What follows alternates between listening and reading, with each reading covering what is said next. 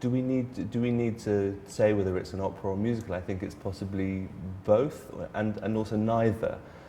What's so clever about the way the piece has been constructed is that it's taken music styles of music that's relevant to the setting of each individual scene. So, for example, in the first act, there's a lot of traditional Xhosa music, which has been integrated really very cleverly into a big operatic score, but still with these very distinctively South African musical elements. The second act feels much more like a popular musical. It has these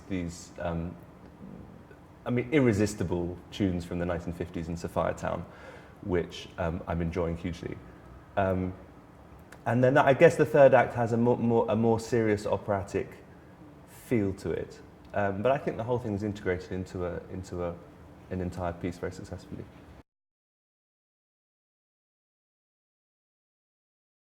It's songs that we've heard growing up. It's just such a beautiful breath of fresh air. 1950s Sophiatown swing. It just listening to the music, you can see the hues and the smoke and the shebeens and the backgrounds. It's just such a feel-good, happy kind of music, even though in the music they wrote like kind of codes in the music. That's why in the one song that I sing called Midlands, we all know it as the upbeat Midlands, but they had placed it in the show as what it was originally written as. Because in the song it says, "Utla utla makgoa bari ari nko Midlands," meaning you will hear the white people say, "Let's go to Midlands." And in the swing song, it seems as if, hey, we're going to Midlands, and it's the place to be. But considering that Sophiatown, their home, was going to be flattened, hearing the actual truth of those lyrics is so poignant. Yeah. Music in Act 2, most of it actually reminded me of the music we grew up listening to. I remember when I was a little boy, my uncles used to play a lot of swing jazz from here, South Africa. We grew up listening to Miriam Makeba, Yuma Segela, Sipho Sticks, Hot Sticks Mabuze.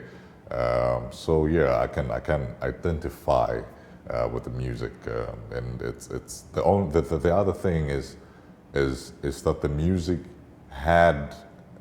captured the reality of what was happening at the moment.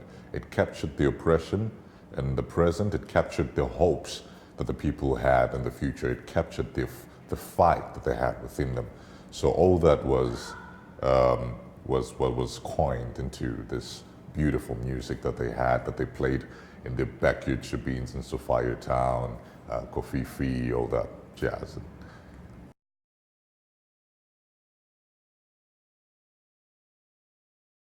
Given the fact that we were using three very different musical styles in the three different acts, directing it meant that I would be relying very heavily on the cast in terms of how to work with Xhosa ritual and how to actually work with Xhosa dance moves, particularly when it comes to the big fight scene, the stick fighting scene, and also the prehistory of Makanda. Then when you get to the second act, it's very choreographed, and I really relied on Spore, our choreographer, to make sure that every single number becomes a dance number. And so that becomes directed in a way that it's like a musical. And then the third act, you look at a contemporary opera and really look at directing it in a way that can bring across the austerity of his time on Robben Island, and also the tension of what happened to him while he was in prison and South Africa was starting to explode outside, whereas he was governing things from within the prison. So the direction in the third act was very much along operatic lines.